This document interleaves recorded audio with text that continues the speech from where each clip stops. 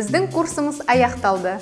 Бүгін сіз компанияңыз бен ұйымыңыздың жұмысына отбасылық достық тәсілдемені енгізу қаншалықты маңызды, пайдалы, әрі тиімді болатынын білдіңіз. Сонымен қатар, сіздерге балалар және тұтынушы тауарлар мен қызметтер саласындағы қауіпсіздік нормалары туралы толық ақпарат ұсынылды. Және де сіздер компанияңыз бен мекемеңізде сәбилерге арналған ыңғайлы әрі қауіпсіз ортаны дұрыс ұйымдастыру туралы мәлімет алдыңыздар.